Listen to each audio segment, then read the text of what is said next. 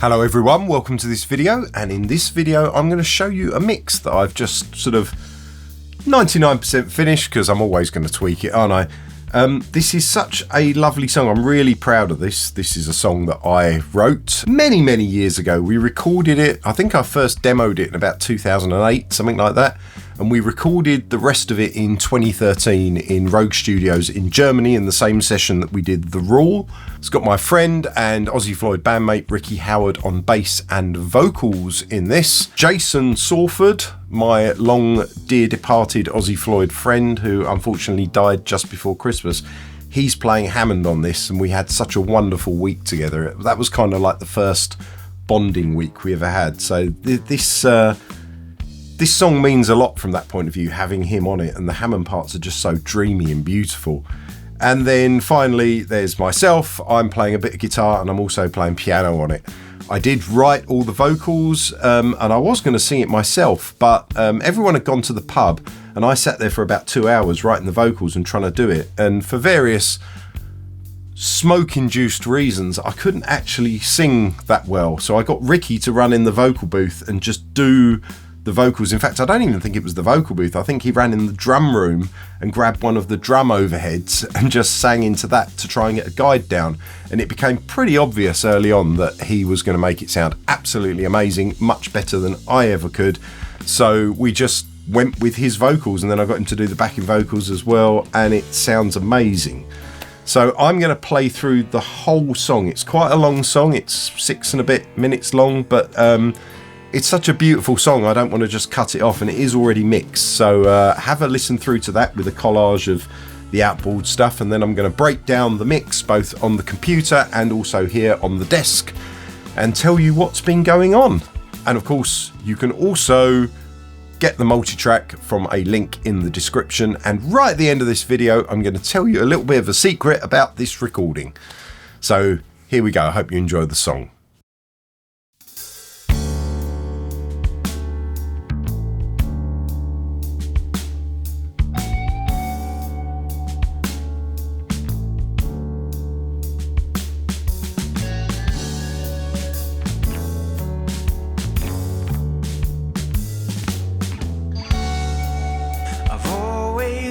Truthful,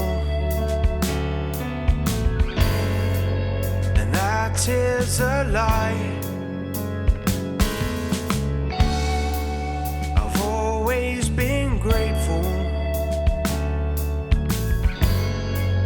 but rarely surprised, and I've always asked questions, often answered a few, and I'll always be peaceful as long as I'm blue. Sometimes impatient, I don't mean upset, up with my interests, no time to reflect. Change the world, change my world, change your world. If you open your eyes,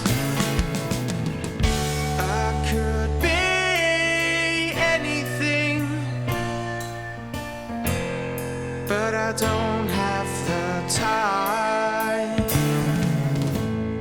We could be everything, alone intertwined.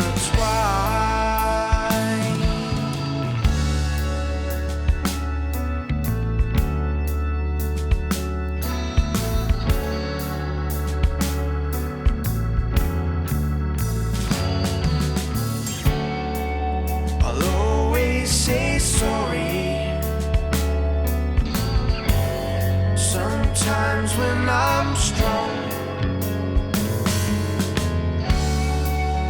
getting defensive,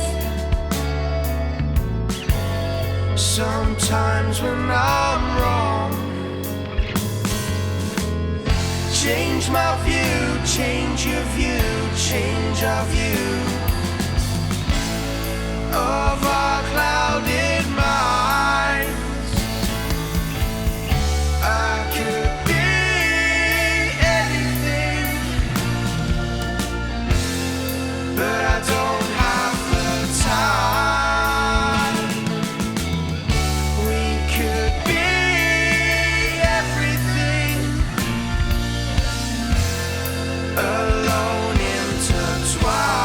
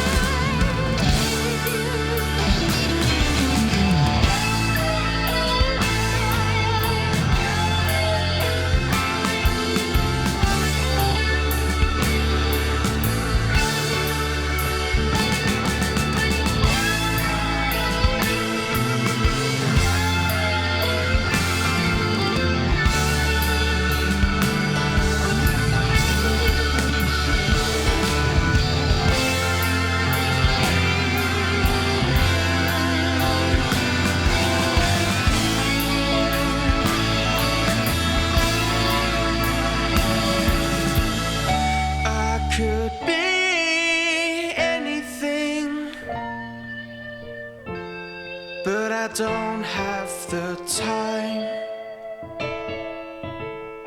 We could be everything, alone intertwined. I could be anything, but I don't have the time.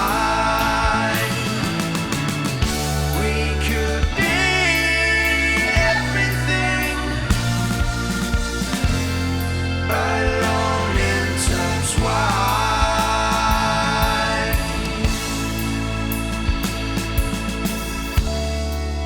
I've always been thoughtful, wrong with my thoughts, predictable cycles, hardwired with force. And when it's all over, there'll be no regrets. I've been granted my wishes until the end. Okay, before we start on the analog side of stuff, let's have a look at what's going on in the DAW. So I've got the drums, which is a bass drum in, bass drum out and bass drum sub, all of which have got some EQ on. These are all left over from when the session was originally done about 12 years ago, and they sounded fine, so I didn't want to change them. The only thing I've done is I've grouped the bass drums together and put a black 76 compressor, software compressor, over that just to give it a little bit of control. It's not actually doing a huge amount. In fact, if I play just a bit of the bass drum, you'll see it's not really slamming it or anything like that. It's just kind of keeping it under control, because every now and again one of them would just go woo and sort of make everything jump a little bit.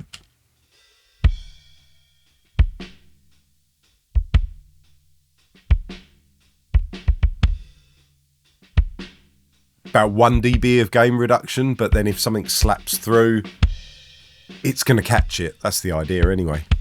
So moving on, we've got snare top and snare bottom, both of which don't have much going on. I have already timed the drums. I didn't use auto align. I did that manually. If you don't know anything about that, watch my auto align versus me video and you'll see me time aligning some drums.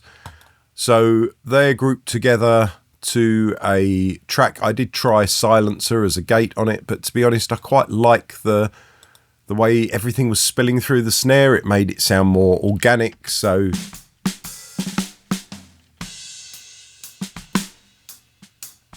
little bit of EQ going on there, and again another black 76, just get maybe sort of 2 dB at max,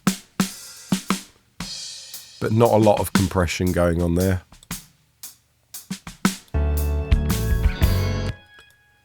And then we got the hi-hat track, which is panned dead left and sent out to the same channel as the overhead and side mics.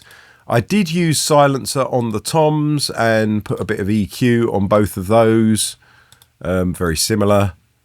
There's actually a crackly lead on the floor tom sometimes. When he does something on the floor tom, you can hear it crackle if you solo it, but in the mix you don't hear it so much, and I really like the vibe of it. I think at the time, I don't fully remember, but I think at the time we thought, you know what, the take was so good, the toms are coming through the overhead and side mics so well that, you know, we'll just make it work somehow. The overhead and side was actually the Glyn Johns, where you have one over the top and one by the floor tom that's measured out from the snare. And although I am using other mics on the kit, this does give a very natural kit sound. Let's have a listen.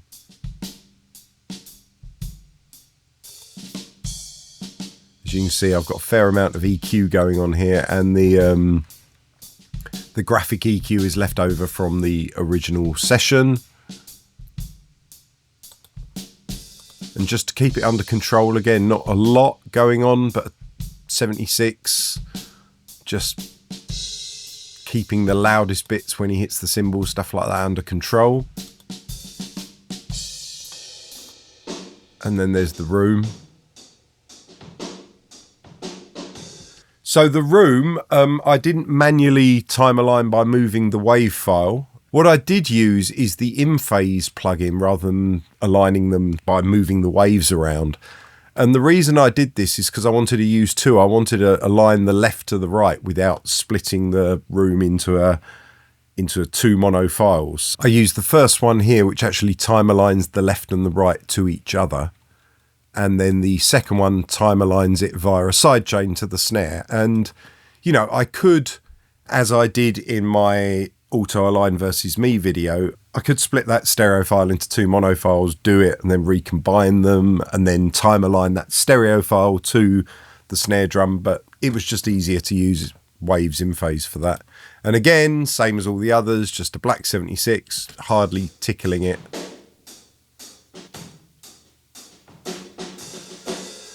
Just every now and again on the loudest bits, you can see it just does 1 dB of gain reduction. So then we'll move on to the bass. There's a bass low and a bass high. The bass low, before we get into any of the analog stuff, has just got a gate on it, and I've got a severe amount of high and low pass going on, so it's just the sub. If you're listening on small speakers, mobile phone, iPad, you probably won't be able to hear this, but it's just holding that real low end. And then the top end of the bass, I've got a gate on. This is being high and low passed as well, but in different places. And it's also got the polarity switch there. And I've also got the frequency plugin, which is built into Cubase. I've got that just controlling some of the slap on the top end of it using a dynamic EQ. And you put them together with the drums.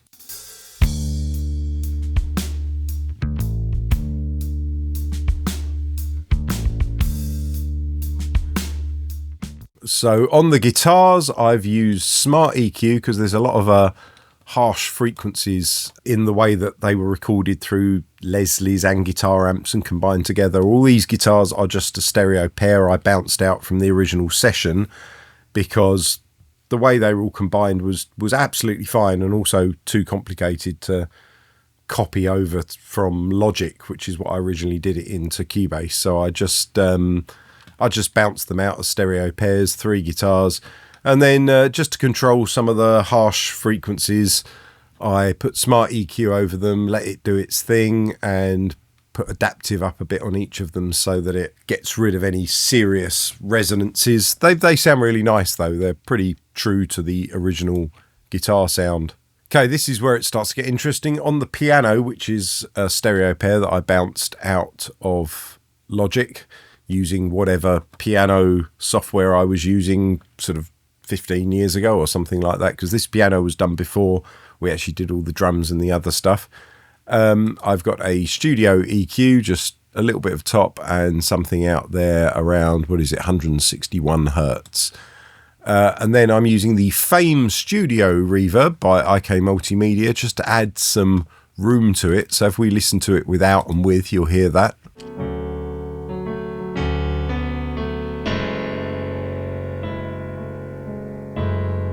And if I turn it off,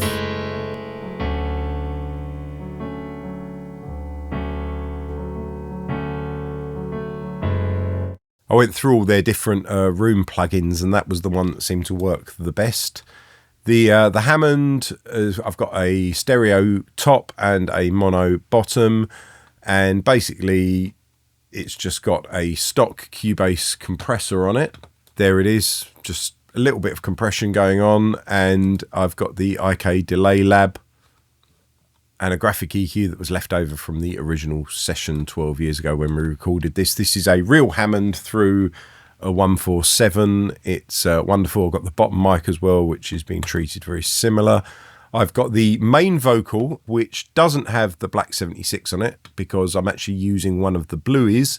So main vocal and BV1 are the ones that sing the most. So I've got them going through the Blueys. So I turned off the software compressors for them. And I've got Smart EQ4 and Smart Gate on all the vocals, just getting rid of some bits and pieces and EQing it a bit. Does a really good job. And then down here, I've got the... Oh, actually, I should show on the backing vocals here, I've got the Black 76 on the last two backing vocals, just kind of doing the job of what the Blueys are doing. But because I haven't got enough Blueys, I just use this on the other two. And it sounds great, you know, they're in the background, so you don't miss the Blueys so much. And then I've got reverb and delay, which is actually being sent from the Big Six. I've got these channels in monitor mode, so they listen through, produce the reverb and the delay, and then send them back to the Big Six desk. And finally, I've got the mix channel where I recorded back the mix that I did.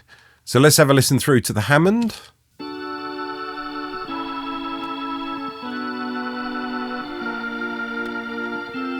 If I take the bottom out,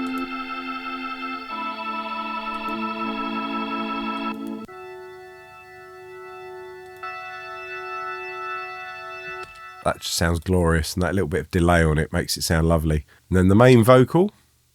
I've always been truthful, and that is a lie. And then I've got some of the backing vocals as well. Change the world, change my world, change your world. So they're the ones that are going through the Blueys, and then I'll bring in the others here. Change my view, change your view, change our view. So that's using the, that one there at the end was using the software compressor. So really that's what's going on in the software. Obviously it's all being routed out to the desk, and then I do a load of stuff with the outboard stuff. So let's go through that now.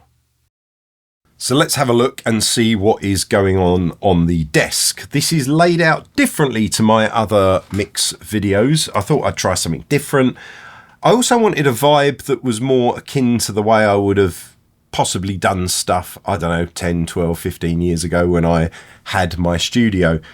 So I've actually brought out, usually I would have the bass channels after the drums, but I've actually brought out the bass on the first two channels so all the drums can be together. And of course these are the mono channels. I wanted to use two mono channels. So we start with the sub bass and the top end bass, and then we've got the bass drum, the snare drum, the toms as a stereo pair, the overhead and side, the Glyn Johns top and side mic with a bit of the hi-hat mixed in, and then I've got the rooms, and there's nothing on this channel at all.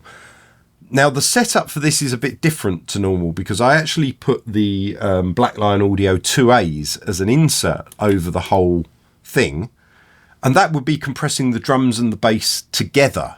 which is something that I used to do quite a bit back in the day, particularly on songs where I wanted it to sound sort of live and have an organic flavour to it. So the drums and the bass are actually compressed together through that stereo pair of 2As, but I felt that I wanted a little bit of that overhead and side and a little bit of the room and a little bit of the bass poking out outside of the compressor. So this is the first time I've done this. What I've done is I've pressed the button which says stereo Q1 to G bus comp and then some to main bus. So what I've done is via that I've fed in a bit of the bass, quite a bit of the overhead and side mic, and also a little bit of the room. And that's kind of controllable via that send there. And then that comes in after the insert. So I'm feeding a bit of the non-compressed signal back to the whole master mix of this desk, which is something I've never done before. Now, although it's going via the G-Bus compressor, I haven't actually got that on. So you're getting a non-compressed signal kind of mixed in, and it sounds really good. So let's turn them off. And I'm just going to play the song and show you the channels.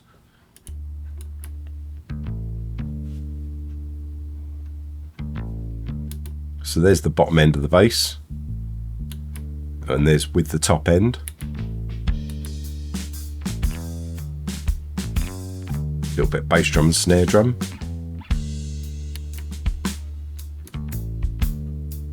Put the overhead and side in. And then we got the room in there.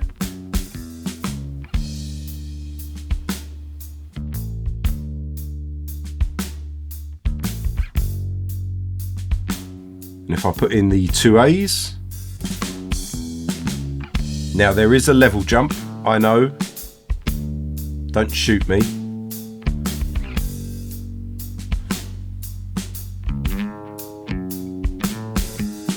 And they're really squashing it.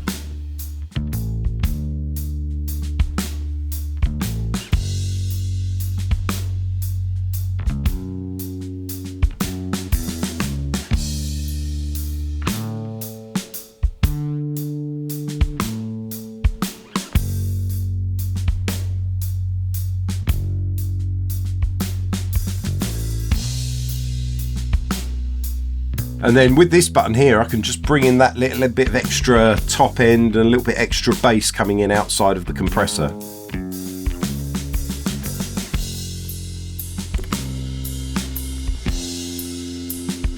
So if I take it back to the beginning and I put all these on mute, you'll just hear what's coming through that.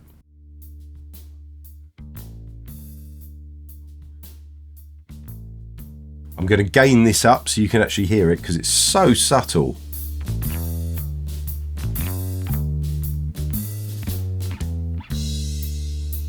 Just giving a little bit of clarity right to the top end.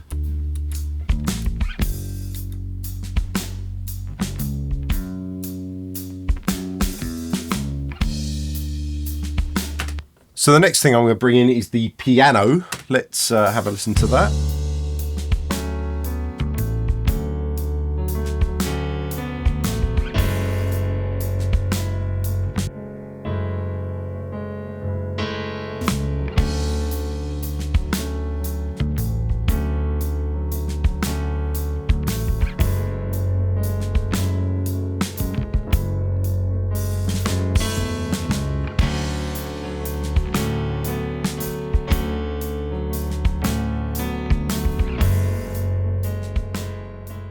Something I really like about that drum sound, although it was actually recorded in quite a big room, it's still sounding quite sort of tight and small in a way, in a nice way. The room is just kind of flickering away in the background, but with that overhead and side mic, you get a really sort of natural kit sound, which I love on this. And without being identical, it's giving me feelings of Roger Waters' last solo album with new material. I'm not talking about his Dark Side Redux.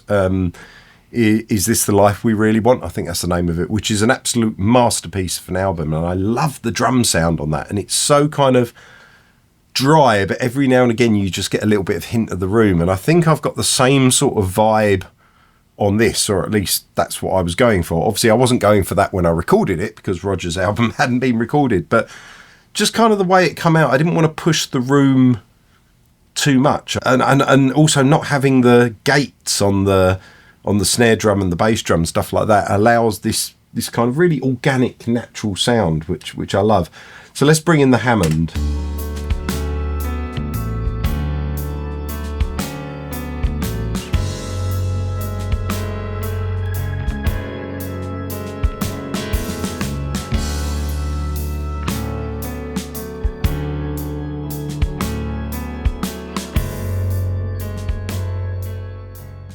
Let's talk about the bass, both the sub and the top end channel. Both of them are quite heavily processed. They're both going through this Warm Audio 273 EQ preamp. The top end one is going through the top channel, and the sub is actually going through the bottom channel, because that was the order in which I decided to use it. And the top one is being driven a fair amount more. It just sounds a little bit more drivey, and I like that. And then both of those go into these 17 compressors, the Blackline Audio 17s, which are 1176 style compressors. They sound great. The top end of the bass has got a really, really tight attack and release, and a lot of input, as you can see, so it's really driving it. And the bottom end of the bass is a little bit more kind of subtle, longer attack, slightly nicer on the release there, and it's not hitting it anywhere near as much if you look at the compression, if I play a bit of it.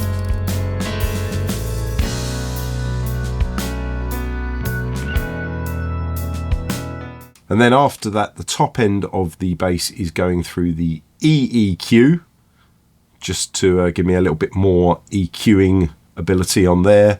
Plus there's a little bit of EQ on the desk that I'm using on the top end of the bass.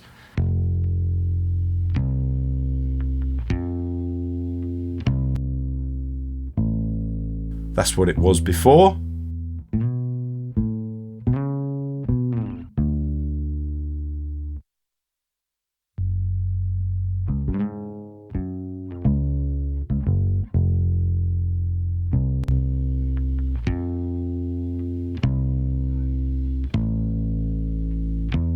And you can really hear the Warm Audio Neve clone just kind of driving it and giving it all those kind of rich harmonics, and then the 1176 of pulling it in and keeping it under control, and having it in those kind of two frequency spectrums means you can kind of blend them as you want, and actually you don't need as much top end as you'd think, because that really cuts through, you know. It just allows you to have this nice solid warm bottom end, and then just as much of the click as you can handle in the mix. If we move on to the vocals, so I've got these two main vocals here, and the two main ones are going through the Blueys.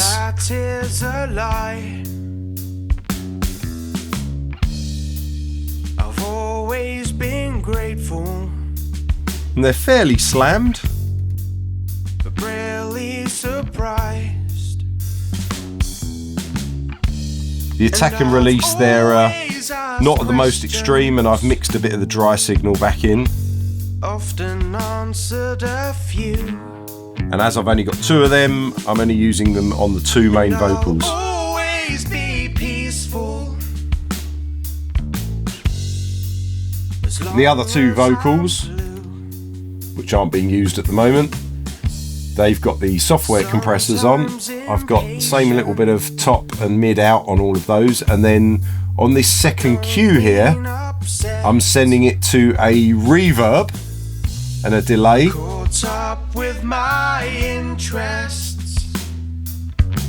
Which goes out of the Big Six to the computer and comes back in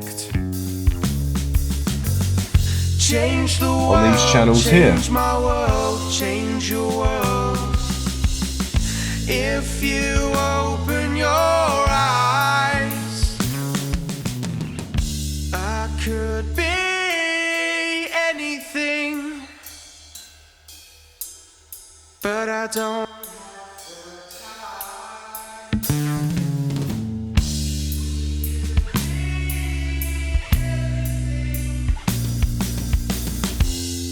Alone, intertwined. So on that, I'm using, again, the Fame Studio reverb, in the plate mode, which sounds absolutely fantastic. And then for the delay channel, I'm using, surprise, surprise, IK Multimedia's Delay Lab, followed by another instance of that plate. So I'm putting some plate reverb on the delay, but I'm also mixing in some of the dry stroke wet delay signal so that the reverb isn't 100%. So that's the only effects on the vocals other than a bit of EQ and compression. Change my view, change your view, change. You get the third harmony coming in there. Of our clouded minds, I could be anything, but I don't have the time.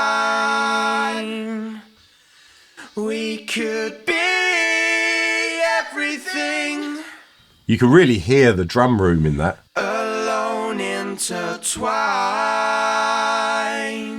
Particularly on the backing vocal, on the higher one, you can really hear the actual room because he pulled way back from the mic and you hear all the room being picked up with it.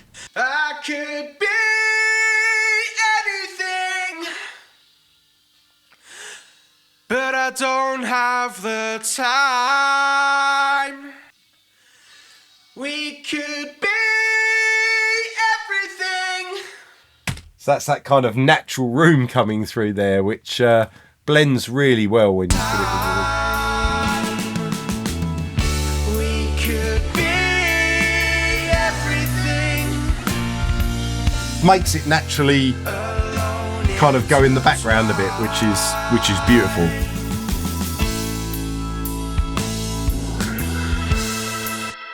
So the guitars are the same as from the demo that I did at Rogue Studios, and then me and Dean just put them down one night sometime, I think in 2008, something like that. And they were just kind of DI'd straight out the guitar into the computer. And then I reprocessed them in 2013 at Rogue Studios Germany, and we ran it through the amps and the Leslie. And I did all that in Logic because that's what I was using back in 2008 when I first did the demo. So we ran them into the amps, did all of that, recorded them back to Logic, and then imported them into Cubase just as stereo pairs and kind of rode the volumes a bit. And then I just kind of consolidated them. So apart from a few changes that I've made in there by chopping bits out and sort of clip gaining and stuff like that, they are kind of mixed the same as they were on the original recording, the way it ended up in 2013.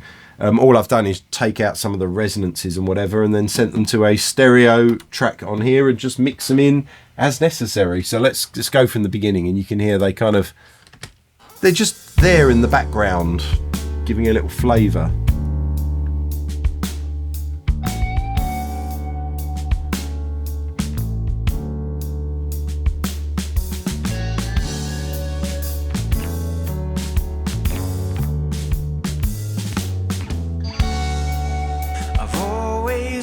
Truthful, and that is a lie. So there's my guitar.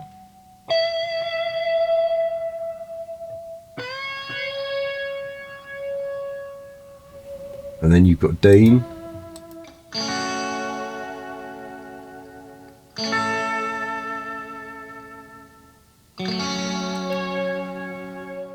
And then later on the song, Dean comes in for a solo.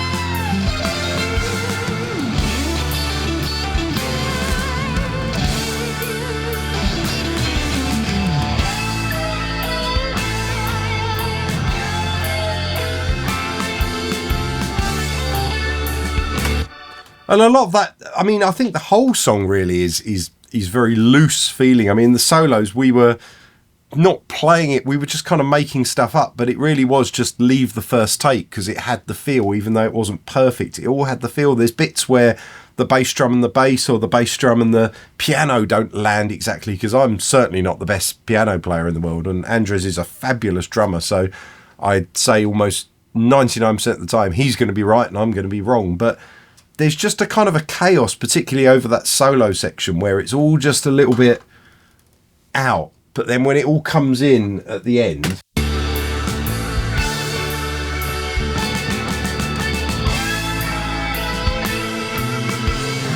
none of it's perfect at all.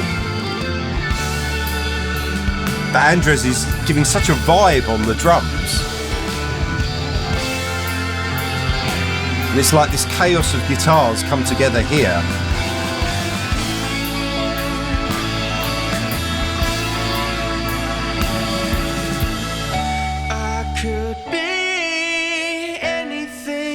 And then it's peace. And I don't mind a mess if the mess gets cleared up. We could be everything, alone, intertwined. I could be anything, but I don't have the time. We could be everything,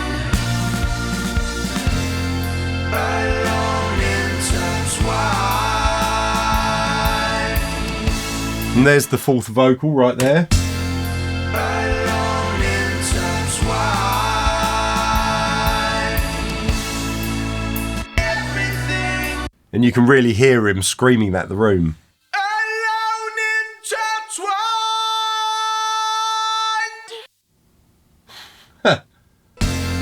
Alone, intertwined.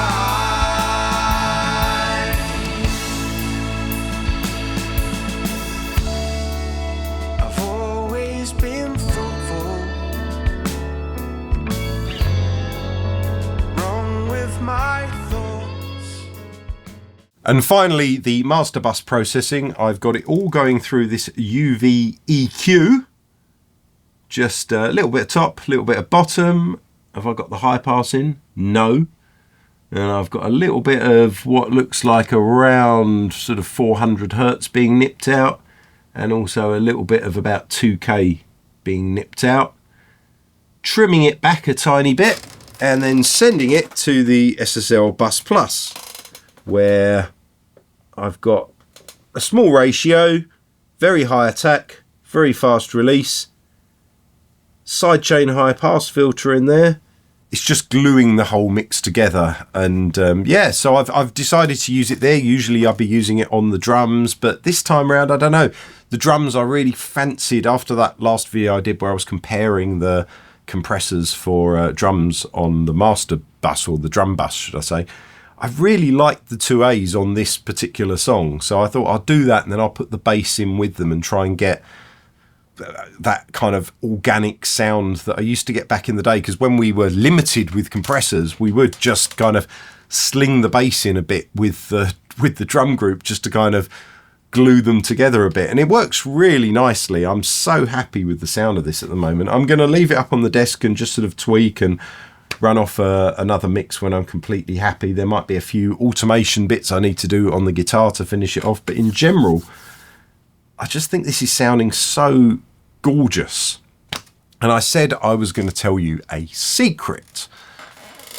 Well, this song and The Rule and all the songs from that session, I mean, they were all started at Rogue Studios in London in about sort of 2008, 2009. They were demos I was doing. So the guitars would have been DI'd, all the drums would have been programmed. I would have been using sort of software guitars. Maybe I mic'd something up at the time, but I don't know, because I'd just go in the evening and sort of mess around and write some stuff. So they were all kind of started there. But then when we moved to Rogue Germany to get the drums down and everything like that, For whatever reason, I can't remember what the reason was, but the converters that John Paul was using weren't compatible with my computer that I was using with Cubase on it, and I didn't want to, there wasn't a driver for it or something like that, and I didn't want to use Logic on his Mac. I still wanted to carry on using Cubase on my computer. I'd kind of come away from Logic by that point. So we connected up my old 8-way Focusrite unit, and then via ADAT extended it with two Behringer ADA 8000s. So all the drum sounds that sound absolutely beautiful here were recorded either via the Focusrite or the Behringer ADA 8000s as the preamps, right? And the microphones, a lot of the microphones, including the one on the vocals and the one that we were using for the overhead and the side mic for the drums, were cheap Chinese copies of U87s that were maybe like 150, 200 pounds. That was trade. I was getting them trade, but still, maybe they were like 350 in the shops or something like that. And there were some Thomann own brand ribbon mics that we used for the rooms. I mean, the bass drum was standard stuff, you know, D112s, and we had an old NS10 speaker on it as well for a sub, and we had something else inside. I can't even remember what that was, and it was, you know, 57s on the snare and stuff like that. But this was not expensive stuff. This was fairly cheap recording gear. What made it sound so good, and what makes it sound good? Because I don't listen to this and think, oh my God, I can hear those awful Behringer preamps, or those cheap ribbon mics from Thomann, or those cheap LD Systems, you know, U87 copies. I don't hear that. What I hear is really good musicians, particularly Andres playing the drums there. I think it's one of his most fantastic drum recordings he's done, because it's kind of out of his comfort zone. He doesn't usually play as soft as that. You know, what he did on the Raw is much more his kind of drumming, but he did such a good job on this. And you mix that with having a really good room, because the drums were recorded in a really good space, and it was a good drum kit that was well tuned, played by a great player. And then Ricky's fabulous. He was playing an acoustic bass, and it's just DI'd, and I've done that with it. But again, he's so on it and kind of sloppy in the right way in the good places, and so tight when he needs to be. And then there's mine and Dean's guitars that were originally played to the demo with programmed drums, and we just kind of copied them over and left them, and they work, you know. And the vocals were just recorded on a whim. It was like, I'll grab the drum overhead and just put them in, and it was in whatever channel the mic was plugged into at the time, and I just changed the gain probably and recorded it flat straight into the computer, and it sounds great.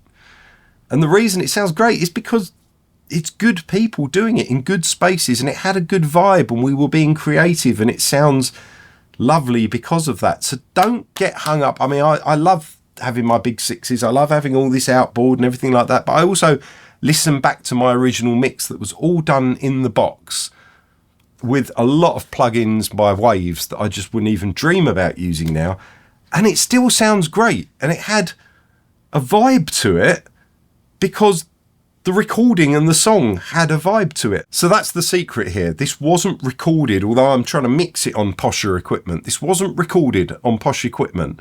It was just a group of musicians who knew what they were doing playing wise, had a good song, and, you know, dedicated to try and get as much good sound as possible in the space they had out of the equipment that they had, you know. And that's what we did back then, and I'm really proud of it. I love the sound of this.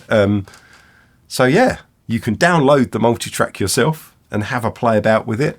You've also got the DI'd guitar channels as well, so if you wanted to run them out through different amps or use amp simulators on them, you can do what you want with that. So yeah, let me know if you're going to mix a song. A couple of people have actually taken the Multitracks and sent me mixes. Thank you very much for that. I will review them at some point and maybe do a video when I've got a few in, listening through to those songs.